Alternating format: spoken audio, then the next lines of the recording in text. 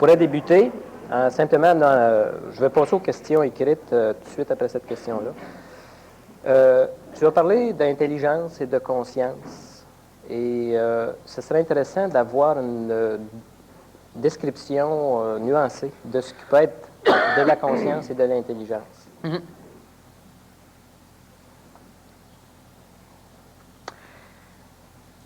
Savoir une chose, c'est de l'intelligence. Et l'intelligence de l'intelligence, c'est la conscience. Savoir une chose, c'est intelligent. Savoir que l'on sait, c'est de la conscience. OK.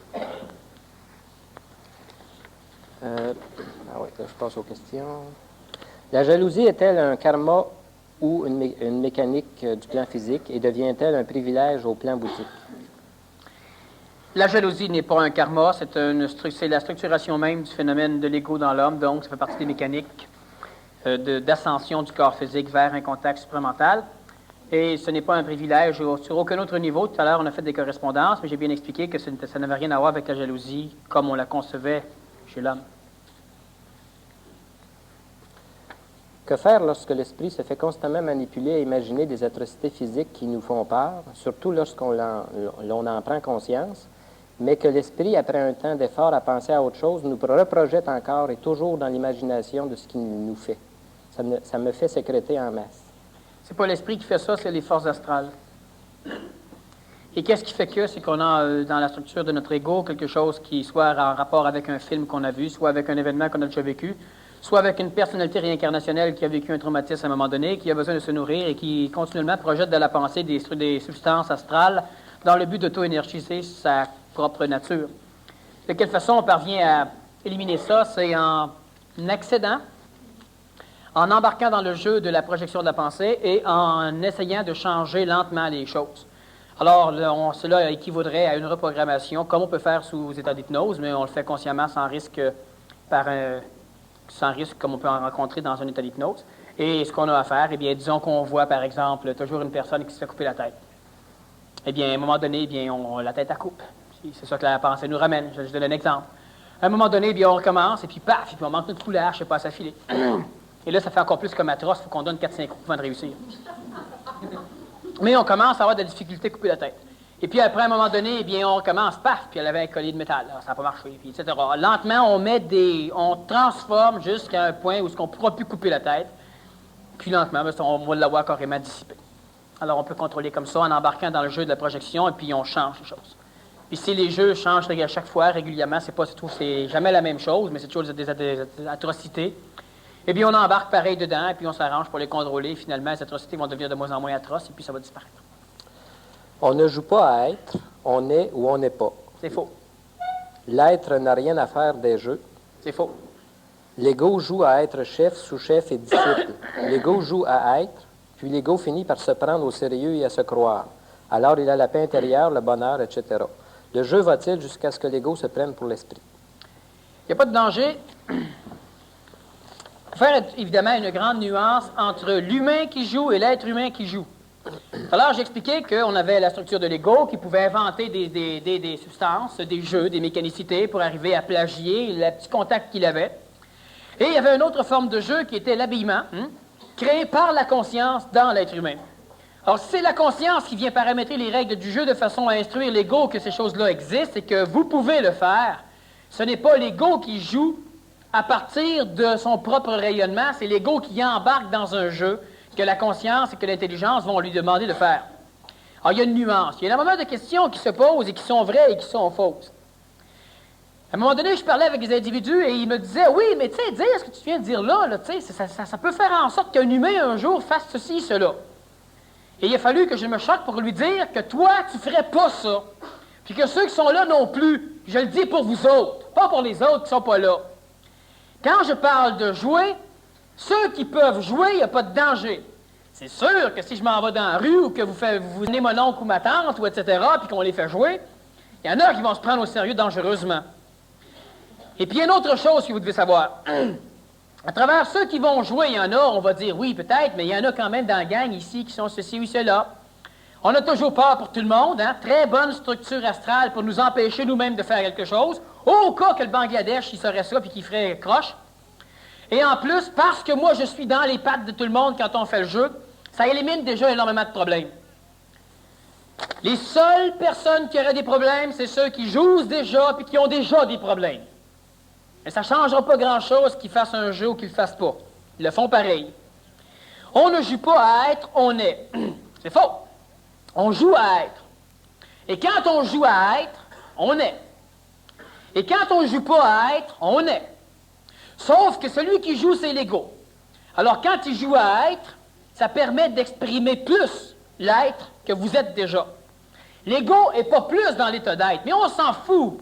Mais vous allez exprimer beaucoup plus l'état d'être. Et ça va transformer l'ego. Alors on ne joue pas à être. Celui qui est chez vous, non. On est. Celui qui est, oui. Mais si c'est l'ego, on joue à être. On ne peut pas faire autrement du point de vue de l'ego. On est ou on n'est pas. On est de l'ego ou on est de la conscience. Et bien, vous êtes les deux. Alors, la conscience, elle est. Et l'ego va jouer à être. Permettre une meilleure expression de la conscience et permettre une meilleure instruction de votre ego. C'est comme dans le jeu de la vie numéro 3. Les individus qui se rapprochent de pouvoir justement commencer à parler, bien, à un moment donné, il va falloir qu'ils s'autorisent à parler. Alors, ils vont dire, oui, mais moi, je ne veux pas être conférencier, je sais pas, ça n'a rien à voir. Il va falloir à un moment donné qu'ils s'autorisent à parler. Et là, ils vont dire, bon, ben, Dieu, c'est une illusion, Dieu, c'est à toi, je répète tout ce que tu as dit. Ça n'a rien à voir, ça. Commencez à parler. Après ça, vous chialerez. Non, l'humain chiale, comme ça, il n'y a pas rien à faire. C'est la même affaire au niveau du jeu. On est ou on n'est pas. L'être n'a rien à faire des jeux. L'être ne joue pas. C'est lui qui engendre tout le monde. L'illusion, qui est un jeu. L'être a énormément à faire d'un jeu. Et c'est pas un être humain sur la planète qui n'est pas dans sa conscience astrale qui va venir me dire ce que l'être fait. Hein? Bon. L'ego joue à être chef, sous-chef, disciple. Oui. Et selon le jeu qu'il va jouer, il aura la possibilité d'exprimer une conscience qui va être en affinité avec son jeu. Voilà. Moi, je décide de jouer le serviteur. Alors, je vais accepter ses ordres. Mais si l'ego décide de jouer celui qui va accepter les ordres de la conscience va pouvoir s'exprimer. Mais si je continue à jouer, je joue le boss. J'accepte rien de ses ordres. Or, le jeu, du point de vue de l'ego, est extrêmement important. Présentement, la majorité des humains jouent une vie, se prennent au sérieux dans leur vie. Au lieu de jouer sérieusement, se prennent au sérieux dedans. Ils se gardent comme idée qu'ils ne jouent pas. Juste le fait d'être ici, vous jouez. Vous jouez à l'auditeur. Et on joue. Moi, je joue au conférencier, à l'orateur. Sauf que tant qu'à se laisser jouer puis jouer un paquet de jeux qui ne nous conviennent pas, on a une idée de ce qu'on veut jouer, et puis on attend que les règles extérieures du jeu changent pour que nous, finalement, on n'ait pas l'impression de jouer, qu'on continue à se conserver l'illusion que c'est pas une illusion et qu'on joue pas, mais qu'on soit obligé de devenir intelligent parce que tout le monde est intelligent. Mais ça va prendre du temps. Il y en a qui vont devoir changer les règles du jeu avant. Au lieu de jouer qui sont manipulés, de jouer qui sont faibles, il va y avoir encore des parties de leur jeu qui vont se jouer. Puis lentement, ils vont jouer un autre jeu. Et ça fait quoi? Ça fait que dans un jeu où je joue le chef, toutes les tapettes viennent me voir pour que je donne des ordres. Dans un jeu où je joue l'esclave, tous les chefs viennent me voir me donner des ordres. Alors, selon le jeu que je vais jouer, je vais attirer vers moi quelque chose. De l'astral, du pouvoir, de la puissance ou de l'intelligence. L'ego joue à être, puis l'ego finit par se prendre au sérieux et à se croire.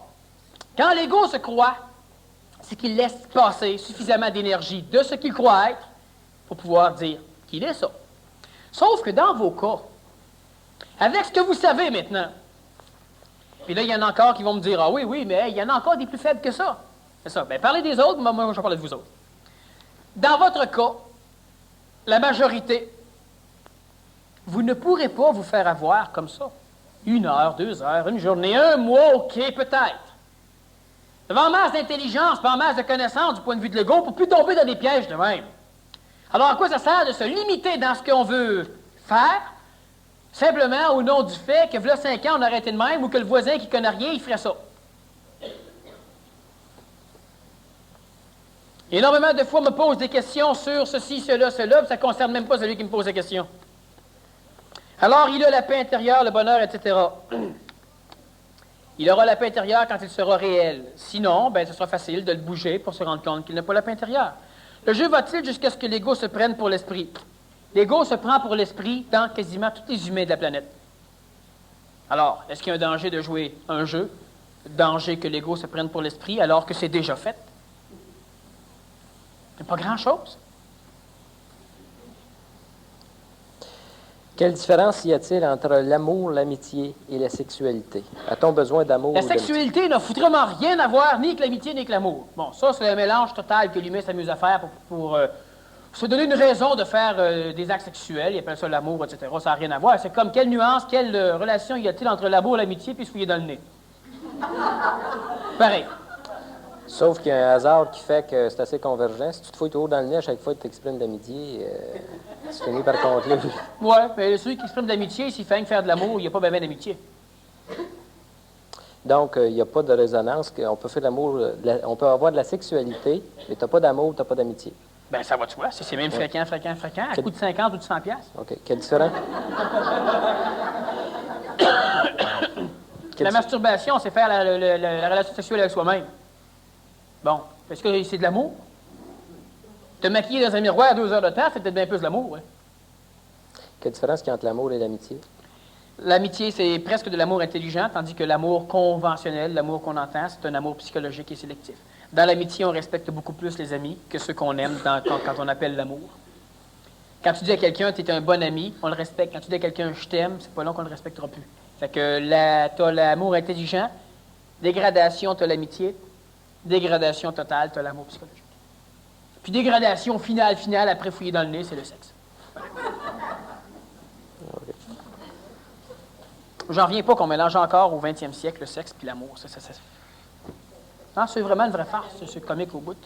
C'est parce que c'est acculturé. S'envoyer en l'air, je sais pas, moi, baiser, encore là, c'est une vraie farce. Se connaître, c'est la Bible. C'est parce que c'est fortement associé à faire l'amour, c'est physique. Dégradation de société. Ah oui. Bon, lorsqu'on arrive à repousser les manipulations astrales de passion ou de haine, il leur reste le rêve. Pourquoi suis-je encore le canal de ces manipulations par le rêve? Est-ce parce que je ne suis pas encore assez solide génétiquement et énergétiquement pour les repousser, ou parce qu'inconsciemment, je ne les refuse pas, mais y suis attaché? Non, c'est simplement parce que dans le canal réincarnationnel, il y a encore des mécanicités qui essaient encore de récupérer l'individu. Alors, lentement, elle va finir par les éliminer complètement, ou bien non, elle va récidiver. La meilleure chose, évidemment, c'est de continuer à trouver, si on se rappelle de cela du rêve au réveil, c'est de continuer à trouver stupides les choses qu'on veut trouver stupides. Et puis lentement, veut pas, ça finit par s'en aller. Comment développer mon discernement pour encore être mieux identifié à ce que je suis, ma conscience, et de moins en moins à mon ego? C'est une question qui ne se répond pas. Ben, qui se répond oui, c'est continuer à faire ce que vous faites. Parce qu'on ne peut pas expliquer à un ego comment faire en sorte de développer un discernement, puis on ne peut pas expliquer non plus à une structure mentale ou supramentale qui n'a pas encore assez de discernement comment discerner. Tout ce que je vais dire va être récupéré par l'ego. Donc, continuez à faire ce que vous faites, puis à un moment donné, vous aurez la chaleur énergétique nécessaire pour, de toute façon, comprendre. Et en posant une question comme ça, c'est qu'on est déjà sur le chemin. Mais nécessairement, encore une fois, ça prend du temps. Et je répète, et je répéterai souvent, plus on est pressé, plus c'est long. Plus on est patient, plus c'est vite. Pourquoi résoudre le problème du mal? L'homme dit que Dieu, c'est lui-même. Au lieu d'être du sadisme, Dieu fait souffrir l'homme. Ça devient du masochisme, Dieu se fait souffrir lui-même. L'homme dit aussi que Dieu l'a créé libre. Pourquoi l'évolution, l'involution, tout ça révolutionne en rond? Pourquoi Dieu a-t-il pensé le mal? Réponse, Dieu n'existe pas. Daniel, tu dis alors, que... tout le reste, c'est une erreur de dire que Dieu fait ci, fait ça, fait ça, fait ça, puis essayer de comprendre comment la mécanique, puis trouver des contradictions. Ben non, Dieu n'est pas là, fait que le reste, c'est... Dieu n'est pas masochiste. Il n'existe pas. Daniel, tu dis qu'un individu doit être vestimentairement vêtu d'une façon endoformique assez puissante pour émettre... En allant avec son énergie. Pour émettre de suffisance d'énergie, sans perdre sa propre énergie dans le cas d'un malade. Explique-lui en détail cette onde endoformique. Il faut nécessairement que ce soit en affinité avec sa propre énergie. La première onde de forme que l'individu devra revêtir, c'est sa gestuelle. C'est la première onde de forme. Alors, dans le cas d'une personne qui est malade, elle devra apprendre à sourire. Elle devra apprendre à regarder. Elle devra observer. On a fait le jeu de la vie, le jeu de la mort. Une personne bien malade doit s'arranger pour être vivante. Alors là, elle revêt déjà une onde de forme où on voit à travers un corps qui est malade un rayonnement quelconque. Ça, c'est la première onde de forme. Le vêtement, par la suite, va revêtir cela. Alors, nécessairement, une personne, et ça, c'est quand même relativement courant dans les hôpitaux, le patient qui a une jaquette tout crottée ou qui est habillé tout croche, etc., il traîne. Et il y en a un autre, par contre, que ça lui va à ravir. Et normalement, il va s'en remettre mieux. Alors, le vêtement même d'une personne malade, c'est évident qu'une personne, un homme qui est malade, on ne met pas une cravate, un veston, etc., des souliers, on le couche dans son lit, puis on attend qu'il s'aille. Ça va de soi que l'onde de forme doit être ajustée par rapport à ce qu'on veut faire. Alors, la seule chose qu'il y a, c'est que l'individu doit s'arranger pour se trouver esthétique. Mais il faut faire attention. Esthétique, il doit se trouver esthétique, il ne doit pas trouver qu'il ressemble à quelqu'un. Quelle nuance? Il ne doit pas dire « Ah là, tiens, là, m'a pogné ». Il doit se trouver esthétique, c'est-à-dire qu'il doit observer que l'onde de forme qu'il dégage est en affinité avec ce qu'il est. Et cela va faire en sorte que l'ego va apprendre, l'ego va lire dans l'onde de forme qui est réémise par l'onde de retour certaines choses, et cela va permettre à l'ego d'accepter le fait que l'individu se guérit. C'est toujours une question d'ego. Instruisez votre ego, faites-y croire que vous êtes guéri, vous allez être guéri. Et quand vous dites « Tiens, je suis guéri », c'est l'ego qui dit ça, il ne croit pas pantoute. S'il se voit la face, il se dit « Ah, ben tiens, moi, je n'ai pas l'air fatigué que ça. Ah, ben peut-être que... » Là, il va y croire. Même chose, t'as bien l'air en forme. Ah oui, c'est pas. Lui, il ne se croira pas.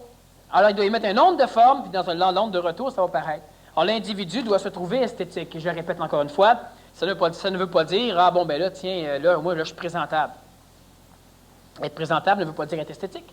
Dans un bal masqué ou dans un truc où tout le monde est laid à mort, être présentable, c'est d'être laid comme tout le monde.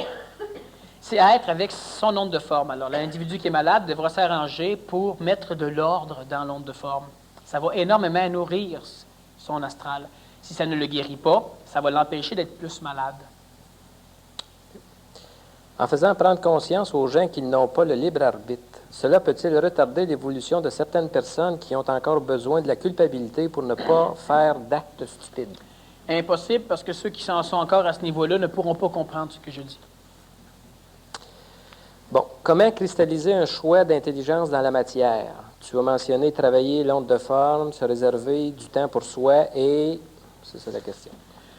Le reste, il y a énormément de pratiques. Je ne peux pas expliquer ça seulement par la parole. Il faut que je puisse toucher aux individus.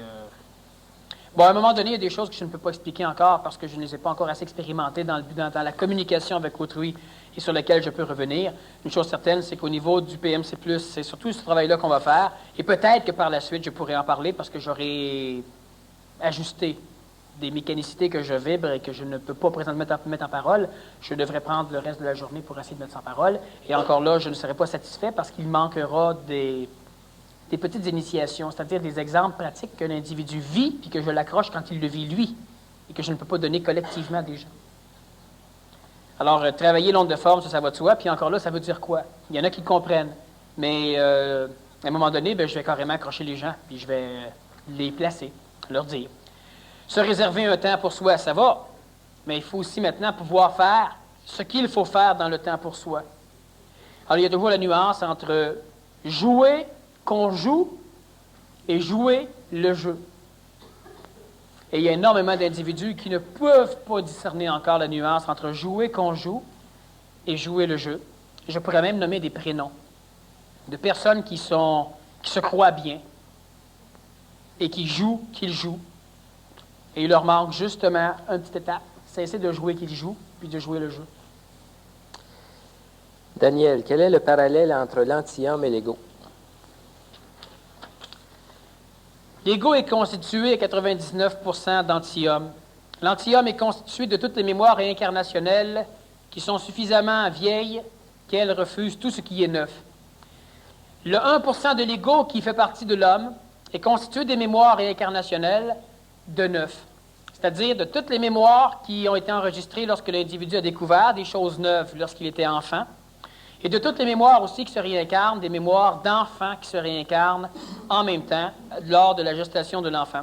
Cela crée à peu près 1%, dépendant des individus, le facteur peut être fluctuant, et cela crée, disons, 1% de phénomène énergétique qui devient l'homme.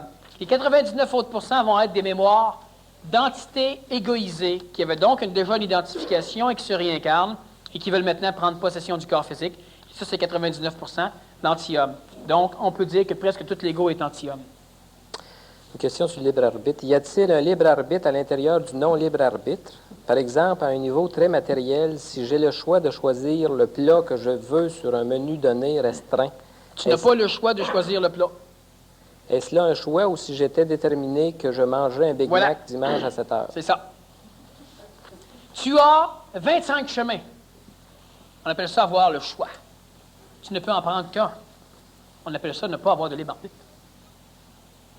Alors, j'ai un paquet de plats, je regarde celui-là, selon les stimulations qui animent mon astral et les besoins de mon corps physique, qui sont dépendants de ce que j'aurais usé, pris, expérimenté.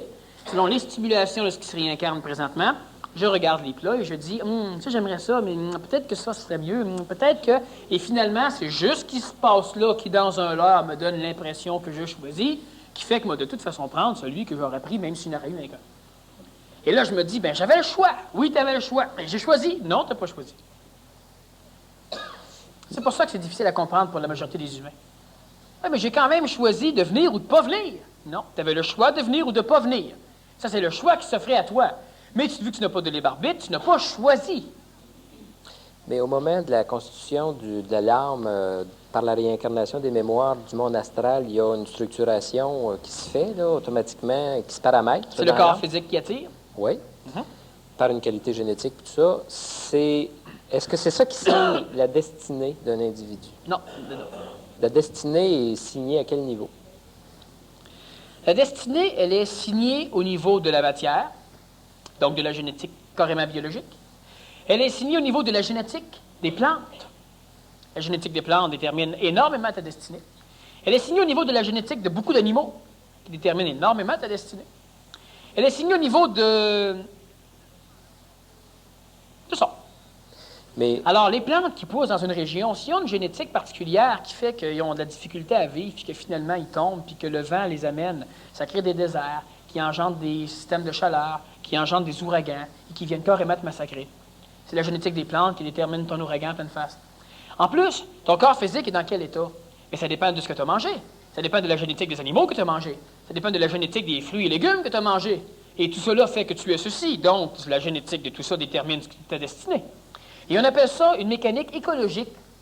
Alors, ce qui fait qu'étant donné que tu es dépendant, finalement, de tout, sauf de toi, ta destinée n'est pas entre tes mains, elle est entre les mains de tout l'extérieur. Mais vu que ta destinée dépend de moi et que ma destinée dépend de toi, chaque fois que tu éternues, moi j'enlève la tête. Chaque fois que j'enlève la tête, tu éternues. Alors finalement, c'est ça.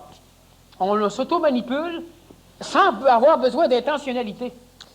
Et comme l'humanité au complet, à partir même, on pourrait dire, de la génétique des minéraux, de la génétique de la planète Terre, des volcans, des raz de marée, des ça, mais finalement, c'est tout un système écologique total. Le fait qu'on ait une ville de Montréal qui donne 2 degrés de plus de chaleur ici qu'ailleurs dans la province de Québec, ça perturbe l'écosystème, ça nuit aux plantes. Le fait qu'on fait des pluies acides, le sirop d'érable que tu as bu cet été a peut-être un peu plus d'acide dedans. Et patati patata, fait que finalement, ta destinée, elle est dépendante de quoi? De tout. Mais la destinée au niveau d'un humain, est-ce qu'il y a un autre facteur plus subtil qui peut jouer que strictement le phénomène génétique? C'est en masse subtil. Oui, mais Parce qu'un jour, il y a un homme des cavernes qui s'est tapé la tête sur une roche. Tu as ce veston-là sur le dos. C'est pas assez subtil? Mais compte tenu de la perception que tu as de la mécanicité de la destinée, c'est quoi, toi, la perception de destinée que tu vois pour toi? La destinée de l'homme s'arrête là où la conscience commence à être exprimée dans l'homme. Je vais t'expliquer une chose. Disons que moi, dans X années, je deviens suffisamment conscient que je fusionne mon double éthérique totalement avec moi, donc que j'ai un corps totalement éthérique, ce qui me permet d'être à plusieurs endroits en même temps, biologiquement, ce qui me permet de traverser les murs, de voler, de... Bon. Et je décide de changer la destinée de toute la planète. Alors, disons que je fais ceci, pouf, et tu deviens une femme. Et je change la destinée de toute la planète au complet. À l'instant même où tu deviens une femme, tu vas avoir toute ta mémoire en arrière de femme, puis tu n'auras jamais vu changement dans rien. Alors finalement, je n'aurai pas changé ta destinée. Parce que toi, tu n'auras jamais existé. Et ce qui est là maintenant, ben, c'est tout archétypé, c'est la même, c'est une destinée. Alors, pour l'humain qui n'est pas assujetti à la conscience intentionnelle, si elle change tout, pour celui qui est là, il n'y a jamais eu rien de changé. Alors, finalement, la conscience ne peut donc pas arriver dans le monde et te faire gagner la loterie. Il faut que ta destinée te prédestine déjà à gagner la loterie. Mais il faut faire attention. Les destinées, ils sont sur plusieurs niveaux. Et ça encore, tout à l'heure, la personne qui me posait la question de sa guerre d'ego, plusieurs niveaux. Et on devra apprendre à concilier ces choses. Tu as une destinée physique. Tu as une destinée vitale. Tu as une destinée astrale sur plusieurs strates. Tu as une destinée mentale, une destinée supramentale. Pourquoi? Parce que ta destinée physique, elle est d'un ordre. Mais ce qui vient se connecter là-dessus, c'est un autre palier. Et ce n'est pas assujetti aux lois de ce que tu as ici. Il y a des interrelations. Soit. Ta conscience, elle évolue, elle grandit, elle grandit, elle grandit. Puis tu as de la leucémie. Et là, on va dire, voyons alors, mais si ça si évolué que ça, l'évolution n'est pas dans le corps. L'évolution primitive de l'humanité est la primaire, la plus importante, elle est corporelle. Mais dans un individu, c'est la race qui est importante, pas toi. Alors, ton corps physique peut avoir une génétique hautement géniale pour entrer en contact supramental, mais en même temps, tu as un cancer du sang. Et ça, c'est ton karma biologique, c'est ta destinée physique. C'est pas ta destinée au niveau de la conscience. Ah, j'avoue que si ton corps physique meurt, ton évolution de conscience mange un coup. Mais ça, elle se serait arrêtée là de toute façon. Et c'est pourquoi elle libère le corps qui, de toute façon, serait mort depuis longtemps. Et mis ensemble, ben, on va soit penser que la conscience a tué le corps, soit que le corps est mort, puis la conscience est partie, puis tant pis pour la conscience.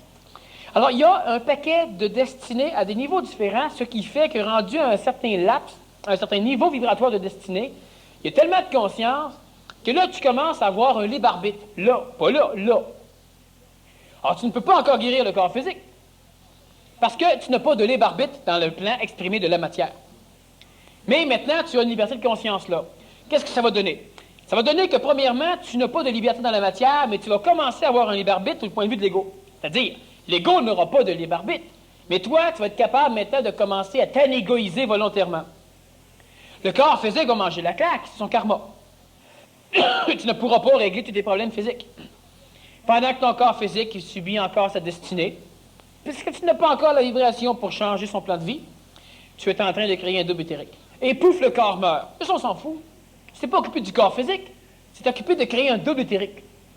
Et là, tu as une forme de libre arbitre, qui en est un puis qui en est pas un. C'est-à-dire qu'il y a plus de possibilités de, pas tout à fait de choix, mais disons d'intentionnalisation.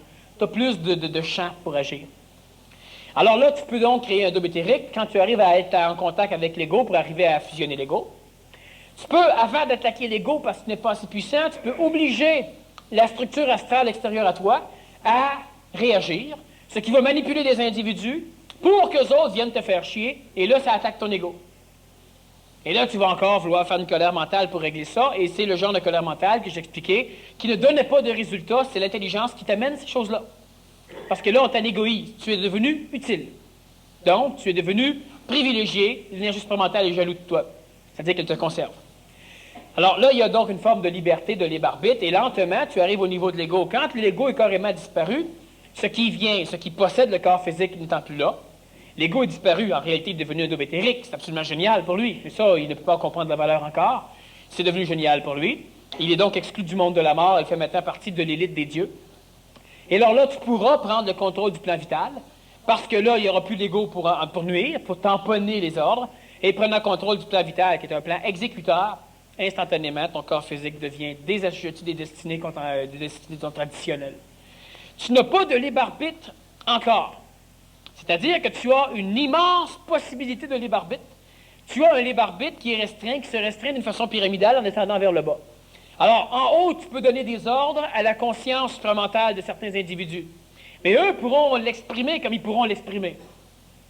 Dans le plan supramental, tu pourras dialoguer avec des êtres humains qui ont un début de contact supramental ou qui ont un ajusteur de pensée, et tu te comprendras avec eux. Et eux autres, quand tu vas redescendre, ils vont avoir oublié un peu, mais il va y avoir des petits minages ils vont être capables de te donner un coup de pouce. C'est pyramidal. ton libre arbitre. Plus tu te rapproches du plan mental de l'homme, bien, nécessairement, tu pourras rencontrer des intelligences mentales et les faire travailler avec toi. Devenir complice avec eux, même s'ils n'ont pas la capacité supramentale que tu as, ils vont voir l'intelligence, ils vont être d'accord de travailler avec toi, quel que soit leur âge. Et là, tu ne les manipules pas. Par contre, tu les manipules, oui, c'est-à-dire que ta présence les manipule, mais c'est une manipulation qui est accréditive. Ils sont d'accord. Parce qu'ils voient l'intelligence, étant donné leur structure mentale. Alors, ils se disent, ben Christy, je serais un fou de devoir me casser la tête quand le gars il répond. Je ne pas suivre le gars. C'est logique. Si tu n'es pas assujetti en tant que disciple, du moment que le gars il vient compte, tu t'en vas, tu restes toi. Mais tu n'es pas un caf, tu sais.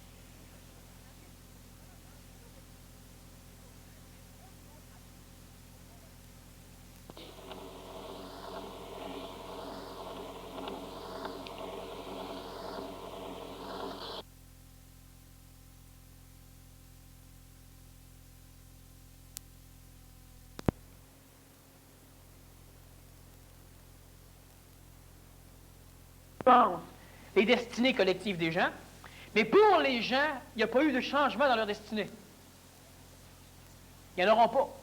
Par contre, toi qui maintenant, vois-tu, il n'y a pas de changement dans une destinée tant que tu ne peux pas choisir. Alors ces gens-là ne choisissent pas non plus. Si tu ne serais pas là, ils auraient fait d'autres choses, mais c'est pas un libre arbitre. Ça reste une mécanique.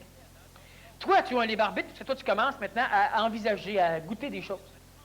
C'est un libre arbitre accréditif, toi aussi. C'est-à-dire que tu envisages ce qui est intelligent et en même temps, on te montre que c'est déjà en prémisse d'être accompli. Alors, tu n'es pas volontaire pour l'accomplir et ça fonctionne. Et quand tu continues à descendre, tu arrives à un certain niveau, disons au niveau de ton corps physique, là, peut-être que tu as un libre arbitre au niveau de ta biologie, tu n'es plus malade, tu n'as plus besoin de te reposer, tu n'as plus besoin de manger. Tu manges dans des repas, quand les gens viennent t'inviter à manger au restaurant de façon ajustée, c'est tout. Mais tu n'as pas besoin de te nourrir. Et là, tu as un libre arbitre, mais tu ne peux peut-être pas encore guérir quelqu'un. Peut-être. Normalement, quand tu crées un double éthérique, tu passes par la phase de transpiration d'énergie vitale où tu vas engendrer des guérisons. Mais une fois que c'est réglé cela, parce que tu paramètres ça assez rapidement pour ne pas te faire crucifier, et tu ne veux pas, tu n'as plus nécessairement la capacité de facilement changer disons, on pourrait dire changer les destinées d'autrui. Finalement, tu échanges, mais pas comme tu pourrais dire, tu t'en vas dans un désert et puis immédiatement, le Sahara t'en fait un Éden. Tu n'en es pas encore là. Mais au fur et à mesure de l'évolution réchauffante de l'humanité, au fur et à mesure que les autres vont t'aider à le monter, tu vas pouvoir finir par avoir cette capacité. Mais là, l'humain sera capable de le supporter. Alors, il y a une liberté dans la conscience, il y a un libre arbitre dans la conscience, mais tant que la conscience, elle a juste un petit fil dans l'humain, nécessairement, ça crée des problèmes. Présentement, l'humain n'a pas de libre arbitre pour la simple raison que dans les sphères où sa conscience est placée, c'est trop cristallisé. Mais tu as dit que l'humanité pouvait prendre 10 000 ans pour évoluer vers un phénomène de supraconscientisation, ou 1000 ans. Est-ce que c'est ce phénomène-là de... Mais j'ai dit souvent que si je dis que c'est déjà fait, ça risque de ne pas être fait, et que si ce n'est pas fait, ça risque d'être fait. Oui. Mais si ce phénomène-là peut exister, il y a donc des scénarios possibles. Ça veut donc dire que face à une destinée, il y a une liberté de conscience de celui qui est le porteur du libre arbitre à un niveau supramental, et il y a des jeux de scénarios qu'il peut faire. Au niveau de la conscience, oui. Je te donne un exemple. Un grand paquet de conscience vient t'envahir. Il y a un petit pic qui descend chez toi, là, tu t'es après ça, puis le reste, c'est la conscience. Mais à un moment donné, il y a de plus en plus de conscience qui vient. Nécessairement, tu vois une projection humanitaire plus humaine. Ça va pas long, plus humanitaire. Alors là, tu commences, toi, à avoir la capacité de voir des futurs possibles, mais qui sont des destinées pour la majorité des humains. Alors, ce que tu dis à certains humains n'est pas vrai, mais va le devenir. Et la majorité des humains de la planète, même s'ils l'entendraient, ce ne sera jamais vrai pour eux autres. Ben, ça va l'être, mais dans 5000 ans. Alors, cela te permet, toi, de commencer à transmettre une forme de conscience, à faire des gestuels qui vont finalement changer la destinée de l'humanité sans changer la destinée de personne. C'est comme je t'expliquais là. Mais... Oui. Bien là, ça n'a pas à voir avec ça. Le double éthérique... Tant mieux. Si ton double éthérique est formé, tu peux être deux endroits à la fois... Parle dans le micro.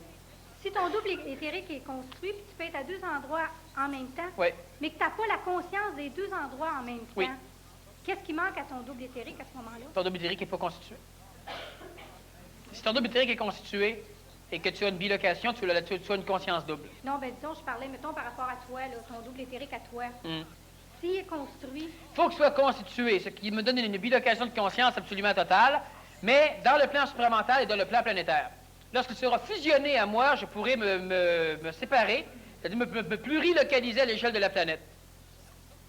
Et présentement, je ne peux pas me placer au niveau de je ne peux pas me plurilocaliser à l'échelle de la planète parce que mon double éthérique n'est pas totalement fusionné avec mon corps physique. Mais j'ai une bilocation de conscience en ce sens que je suis capable d'avoir le point de vue de l'homme et le point de vue supramental sans problème, à 100%. et est-ce que, si moi je te dis que je t'ai vu à un endroit, à une telle heure précise, puis que je réalise que tu n'étais pas là à ce moment-là, mais moi je dis que je t'ai vu. Mhm. Mais as-tu la conscience que je t'ai vu? J'ai pas besoin d'avoir la conscience que tu m'as vu parce que ce que tu as vu, c'est simplement un phénomène akashique. Mais non, tu m'as dit qu'il n'y a rien qui pouvait prendre la possession de ton corps. C'est pas mon corps non plus, c'est simplement une image, c'est une expression akashique. Même mobile? Ah, même mobile. Mais ce n'est pas moi. C'est une mémoire de moi. Une trace Qui que traîne t'aurais comme ça. laissée? Mhm. Une trace vitale, peut-être? Ben, il reste longtemps. Ah ben, c'est évident. Plus ça devient énergisé, plus ça va créer des genres de symptômes comme ça qui sont intéressants, mais un peu cons. Vois-tu, une personne qui a d'ego va dire que oui, c'est moi qui est apparu là. Et il y a des individus, à un moment donné, qui ont suffisamment d'énergie vitale pour engendrer des traces akashiques qui peuvent leur permettre justement qui permet à l'akasha de créer une trace mémorielle suffisamment vitale pour qu'on puisse la voir. Et eux autres, ben, quand on vient leur dire ça, ils sont pas au courant. Quand on vient leur dire ça, ben là, évidemment. Et là, ils se refroidissent. Alors, ils ont été capables de faire ça pendant 2, 3, 4, 5, 10 ans, puis après ça, ils peuvent plus. Tandis que c'était simplement une trace akashique. Un akasha qui descend, qui se promène. Et un akasha, ce n'est pas un dédoublement. C'est simplement la densification ectoplasmique vibratoire d'une mémoire, d'une mémoire réelle, d'une mémoire pure, sans coloration émotive d'un événement. Alors, j'ai fait certaines choses quelque part, et akashiquement, à un moment donné, ça a été reprojeté quelque part. Et tu l'as vu. Il faudrait que je te collecte. Revenons en destinée. Le contexte de lecture de la destinée pour libre arbitre à un niveau supramental qui est capable de percevoir les mécanicités énergétiques. Ouais. Bon. On joue dans une substance. Il y a des choses que je ne veux pas dire. Alors, je peux les dire dans le langage des oiseaux, mais quand même, je ne dis pas grand-chose. Alors, ça va dépendre de tes questions. Parce que ça peut interférer sur certaines choses.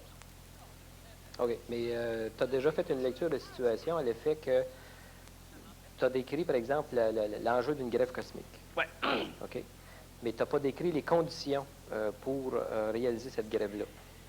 Bon, OK. L'humain fait une grève cosmique. Il fait la grève par rapport aux dieux. C'est ce que j'avais expliqué. Bon. Effectivement, j'en ai parlé il y a 2 ans, il y a 1 an, il y a 6 mois. Mais là, 1 mois aussi, tu en as parlé en disant que dans l'enjeu de la grève, il y avait la coupure que l'homme énergétique, l'homme faisait, et un transfert du karma vers d'autres galaxies, d'autres séraphiquement reliés à l'homme. Oui. Pour initier ce phénomène-là d'un individu qui a un libre arbitre supramental, quelles sont les conditions préalables de réaliser cet enjeu-là d'une grève? D'une grève. Bon.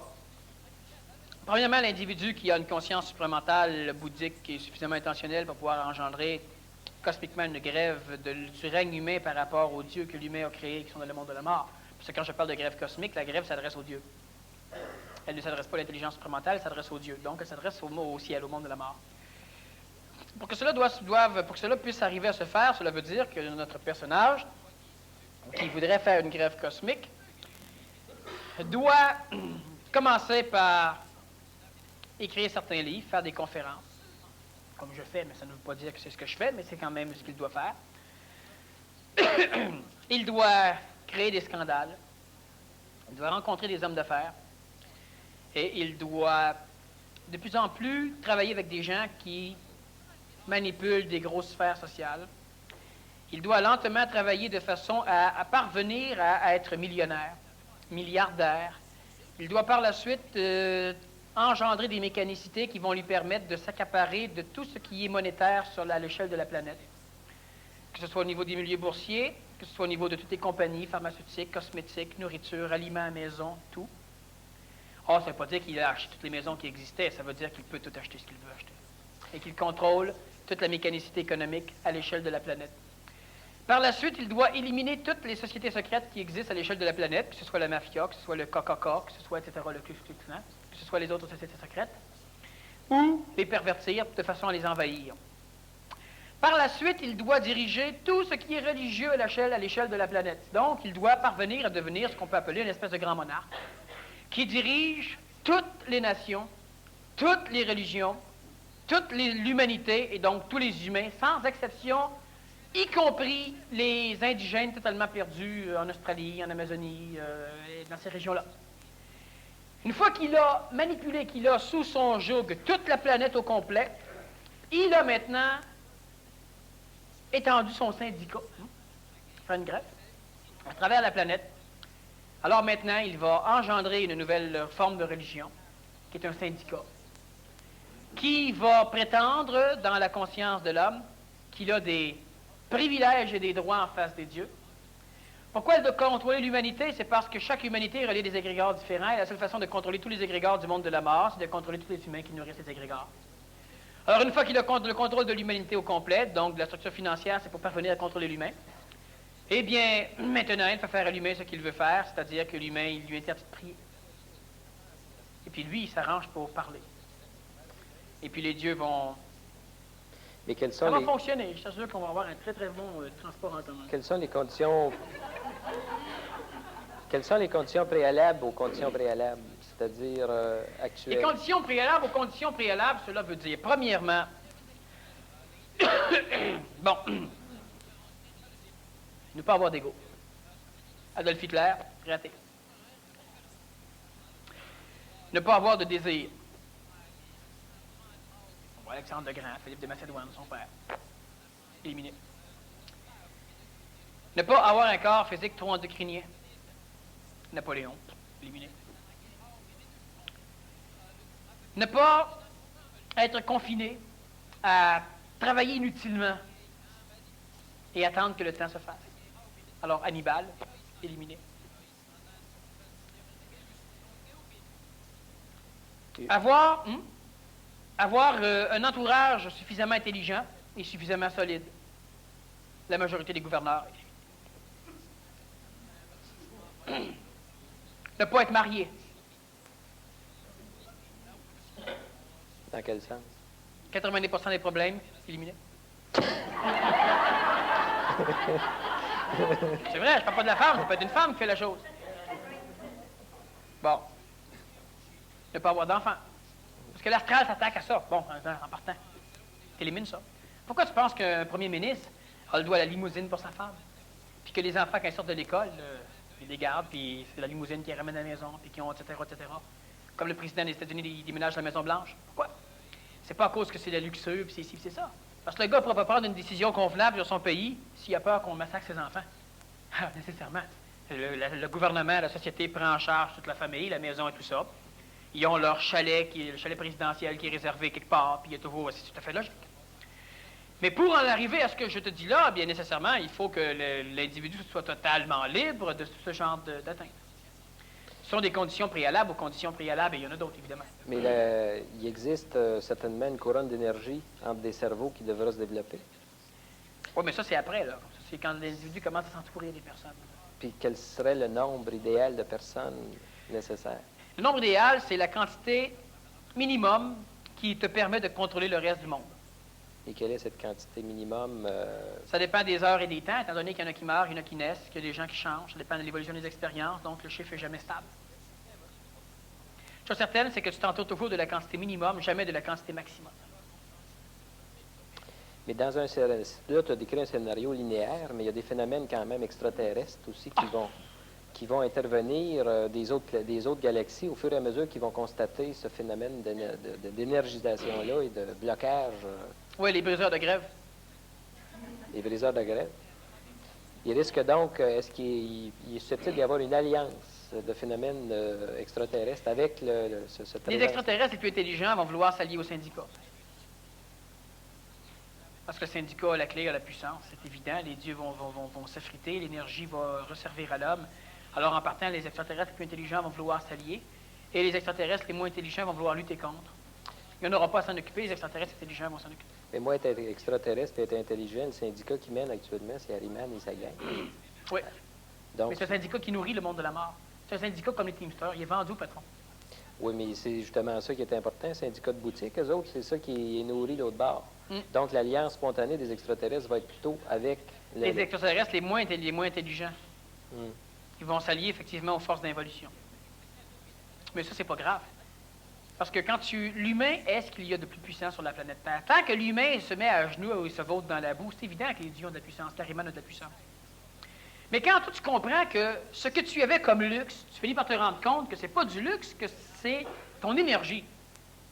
Mais Harriman, il va s'en coucher.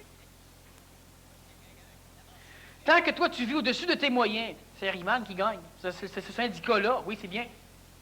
Syndicat qui manipule les banques pour faire en sorte que tu puisses dépenser, vas-y, sans problème. La carte de débit immédiat, puis les ci et les ça. Intéressant. Ce sont des systèmes pour appauvrir l'humain, pour le rendre esclave. Mais, oui. Quel va être le rapport dynamique? Tu as mentionné qu'il y aurait 13 antennes supramentales au Québec. Ouais. Sur quelle échelle? Tu as dit des choses? Oui, tu as dit des choses. Sur quelle échelle ils vont être en activité de temps? Et quel va être le rapport dynamique de ces 13 antennes-là vis-à-vis de l'antenne principale? Une question bien mal posée. Mal posé. Ouais. Elle comprend trop de questions. Quelle va être l'échelle de temps sur laquelle 13 antennes supramentales vont s'exprimer au Québec? Le chiffre facile, c'est l'an 2023, d'ici ce temps-là. OK. Un peu avant. Est-ce qu'il va y avoir un rapport dynamique d'énergie entre ces antennes? Oui. Une complicité. Est-ce que c'est ça qu'on pourrait appeler une couronne d'énergie qui pourra Ça n'a une rien. alliance? Ce n'est pas la couronne d'énergie que tu as nommée tout à l'heure en regard d'un syndicat. OK. Ça sera une couronne d'énergie. Chacun remplissait une fonction d'un plan plus vaste, Chacun remplissant une fonction sur un plan différent. mais toujours en fonction de la même finalité intentionnelle. Ça, ils ne peuvent pas y échapper, même s'ils se battent entre eux autres. Qui gère le libre arbitre de toutes ces antennes-là entre elles? Bien, qu'est-ce qui est intentionnel, là, qui gère c'est GM. General Motors. C'est le grand monarque, ça? C'est ça. OK. Bon, on va passer à d'autres questions. T'es bon, t'es bon.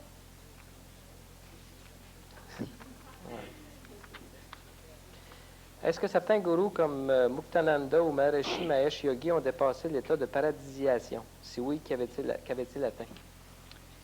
Ce sont des questions que je n'aime pas, mais la réponse est non, mais c'est parce que c'est... Enfin bref, c'est ce genre de questions que j'aime pas. OK. Sur le jeu des antennes, il existe déjà des antennes actuellement. Au moins 2. Est-ce qu'elles ont un rapport dynamique positif, l'une par rapport à l'autre, ou si c'est un rapport d'ignorance? Premièrement, il n'en existe que 2 excluant Saint-Germain. Est-ce qu'elles sont parallèles ou en dynamisme complémentaire? Ils sont complémentaires. Et l'une se supporte par rapport à l'autre. L'une se supporte par rapport à l'autre et vice-versa. Voilà. Question suivante. OK. Existe-t-il un vaccin qui peut prévenir l'apparition du virus de l'âme? Le péché originel serait-ce le virus originel? Mais ça va dire que le péché originel, c'est simplement l'invasion du virus à l'intérieur de l'homme, ce qui était prévu pour permettre au corps de vivre sur cette planète. Le virus avait le choix à détruire ou incorporer. Alors, s'il existe un vaccin, très bonne question, qui amène à plusieurs places. C'est bien. Elle est mal posée. En ce sens, quand je dis mal posée, ce n'est pas péjoratif, c'est qu'elle contient trop de questions. Et quand on me pose des questions que je ne veux pas répondre, parce que je ne veux pas connaître la réponse. Ce n'est pas nécessairement rapport aux gens. Parce que je ne veux pas connaître la réponse, ça me concerne peut-être et je ne veux pas savoir. Eh bien, quand on me pose une question qui contient beaucoup de questions, c'est beaucoup plus facile pour moi de ne pas y répondre. C'est pour ça que j'ai la question est mal posée, donc je laisse quand même une perche. La prochaine fois, vous poserez vos questions d'une façon plus directe, plus précise. Il existe effectivement des vaccins pour prévenir l'apparition du virus dans l'âme, mais tant ce vaccin-là, présentement, si on l'implanterait à l'intérieur d'un corps humain qui a déjà une âme, il tuerait le corps. Alors, le vaccin, c'est comme un vaccin. On fait un parallèle, évidemment, ce qui pourrait détruire est suffisamment assommé, mais suffisamment vivant encore pour massacrer un corps humain. Alors, ça va demander encore au corps humain d'évoluer encore un peu plus. Et lentement, ce virus, on pourra le donner dans la création de l'enfant en empêchant le processus réincarnationnel de se faire selon la logistique conventionnelle, de façon à engendrer un enfant qui devra être formé par les parents au cours de sa jeunesse, de façon à ce que l'enfant n'ait pas une âme réincarnationnelle, mais une âme exclusivement expérientielle. Alors, à un moment donné, on pourra élaborer là-dessus. C'est un sujet qui est extrêmement vaste et qui me plaît énormément. Les zombies. Il sera un zombie si tu t'en occupes pas. Tu vas créer un corps sans âme. Il y a un périsprit. Et maintenant, c'est toi qui vas devoir transférer ce que tu veux transférer dans l'enfant. Alors, c'est une forme d'éducation, mais c'est plus que de l'éducation.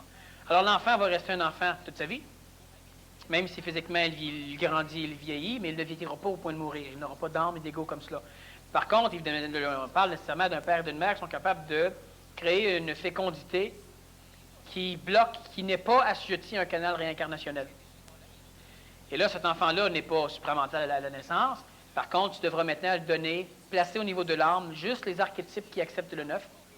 Et là, l'enfant aura une âme pure toute sa vie, même si elle est quelque peu colorée par des petites choses, qui vont juste permettre la sous-tension d'un phénomène mental, qui va facilement permettre l'accréditation d'un phénomène supramental, et tout le reste va se faire sans jamais qu'il y ait de souffrance dans cet enfant-là. Alors, on peut donc dire que c'est un vaccin, mais il ne se donne pas à quelqu'un qui est déjà au monde. Le virus de l'âme, en fait, compte, c'est le phénomène luciférien. Oui, c'est ça. Dans l'intention initiale du corps humain, si Lucifer n'était pas intervenu, c'est un peu cette mécanicité-là qui aurait pu se... Mais le corps n'aurait rien fait. Le corps devait être animé pour être évolutif du point de vue de la biologie génétique. Ça fait plaisir à Darwin. Mais en quoi Lucifer a bogué l'histoire? C'est que ça Lucifer n'a rien bogué. Ça, c'est dans les concepts de l'homme. Ça, c'est dans les histoires traditionnelles de l'homme. Pour qu'on comprenne qu'on a péché parce qu'on a écouté Lucifer, qui était des milliards de fois plus puissant que nous autres. Comme si on pouvait faire autrement que l'écouter. Bien, alors, on nous a dit que c'était un ange déchu, puis que nous autres, on était très, très, très brillants, mais juste pas assez brillants. Ben, on n'a pas dit ça, mais on était très, très, très, très brillants, puis on avait le choix d'accepter Lucifer ou Dieu, puis on a accepté le... Oui, mais tu as déjà dit que le phénomène humain était une solution engendrée par des énergies supérieures, des dieux, appelons-la de même, mais que Lucifer a considérablement prolongé le processus de réévolution de l'homme. Non, je n'ai pas dit que Lucifer avait prolongé le processus. Ça dépend, j'ai dit ça un vendredi ou un dimanche. Je sais pas. Je peux pas te dire. OK, c'était à des fins d'explication. Ouais, ça dépend de la question qu'elle a avec. OK. OK. Je passe. Quand je m'abandonne au non-libre arbitre, la seule chose qui arrive, c'est qu'il n'y a plus de tension, juste un vide très plate à vivre. Quand je lutte, il y a une tension, un désir, c'est moins plate. Qu'y a-t-il après ce vide? Parce que je ne pense pas pouvoir le toffer plus d'une semaine.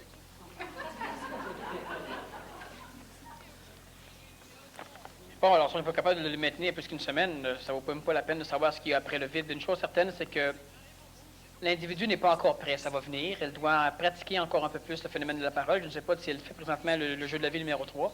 Si oui, elle aura des solutions un peu plus loin. Ce vide total, c'est l'abstinence de contact avec le canal réincarnationnel, et comme son ajusteur de pensée branché dans le plan morontiel, et le plan morontiel étant un plan qui ne contient aucune information, elle a donc un vide total. Et elle trouve ça tough, c'est simplement parce qu'il a encore trop d'ego. Donc, il lui manque encore la capacité de s'anégoïser. Même si l'ego est à l'extérieur, il vit quand même les conditions expérientielles du corps physique de l'homme ou de la femme. Et nécessairement, il continue à en souffrir. De temps en temps, il revient dans le corps physique. Et là, il ne revient pas longtemps parce qu'on l'observe, mais il revient juste suffisamment longtemps pour déféquer suffisamment pour qu'on puisse se rendre compte que c'est chiant ce qui se passe. Alors, la personne ne peut pas le maintenir tellement longtemps. Elle va simplement encore devoir patienter un peu. Quand elle se laisse aller au libre arbitre total, au non libre arbitre, c'est simplement que l'ego essaie de vivre la condition qu'il ne contrôle pas. Et pourquoi on a implanté dans la conscience primaire de l'homme l'idée justement que l'homme faisait un choix, c'était parce que ce phénomène vécu par l'ego qui n'a pas de libre arbitre est à peu près pas vivable par l'ego. Et c'est pourquoi on vous fait encore, c'est comme si on te dit, tiens, mange une banane. Tu dis, ah ben moi j'aimerais avoir le choix. Bon ben tiens, mange une banane, une pomme ou une carotte. Puis là il dit, bon, on va prendre la banane. Ça c'est facilement vivable par lui, par l'ego. Alors que juste la banane, c'est pas vivable parce qu'il n'y a pas le choix. Alors c'est simplement ça qui est la nuance. Alors donc il manque encore un peu d'énergification. Et on doit encore se laisser du temps, si on ne peut pas le maintenir une semaine, et bien on attend. On fait ce qu'on fait, et puis à un moment donné, on va vous offrir que la banane, et vous allez dire, ben oui, c'est évident. Mais présentement, on doit vous offrir 150 affaires, même si de toute façon, vous allez prendre celle que vous allez prendre. Et c'est moins frustrant pour l'ego. On doit se laisser quand même du temps. Y a-t-il présentement un but caché bien défini autre que la simple expérimentation pour Biosphère 2, planète Terre miniaturisée sur 80 000 mètres carrés dans le désert de l'Arizona? Le tout sous un globe de verre qui sera habité à partir de janvier 1990 durant 2 ans par 8 élites scientifiques. Bon. C'est étonnant qu'on diffuse ce genre d'informations.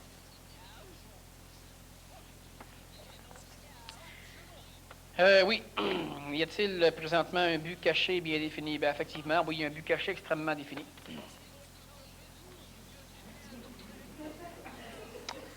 Bon, c'est frustrant, mais je peux faire un petit paramètre, là, très bénin du phénomène. Pas très petit, parce que c'est...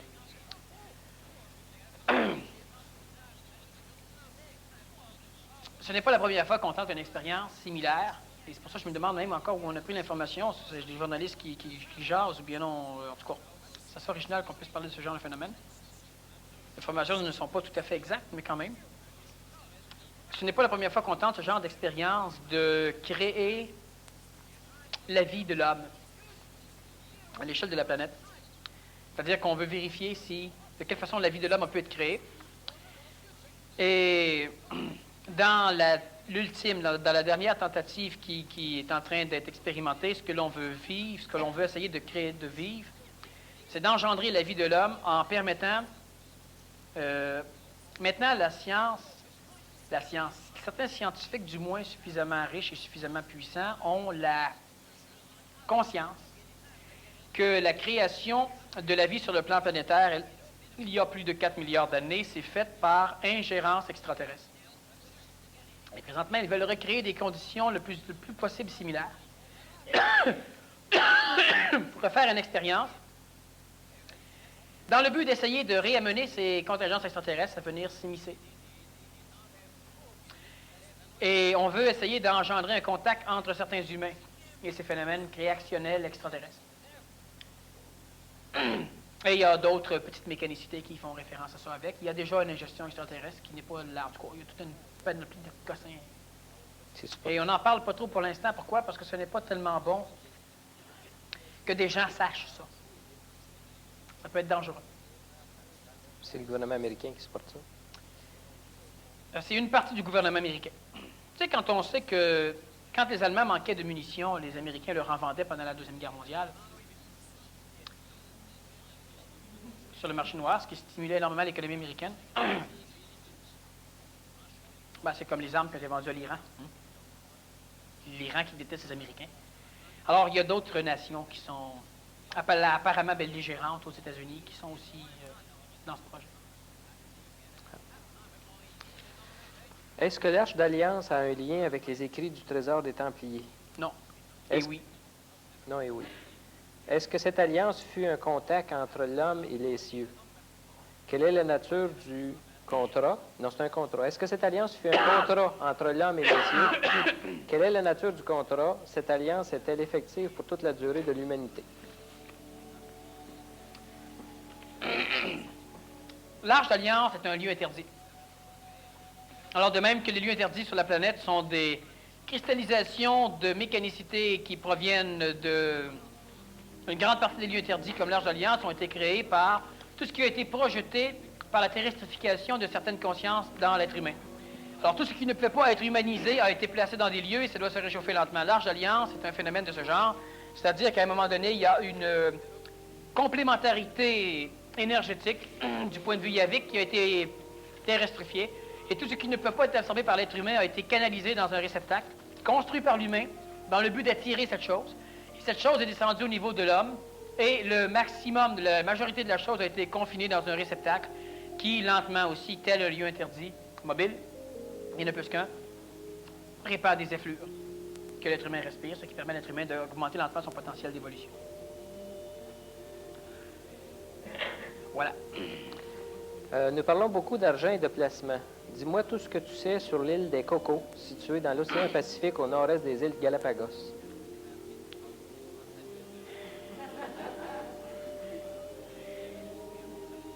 Je ne veux pas prendre de décision à la place de personne. Mais c'est intéressant. Cette île des Cocos. OK. Parle-nous de la légende du roi Arthur. Si c'est une légende, explique le symbolisme du On Graal. va faire une petite pause et puis on va remonter et puis on finira les questions. Oui. Parce que comme ça, là, c'est... Voilà. Puis les rusés vont amener d'autres questions.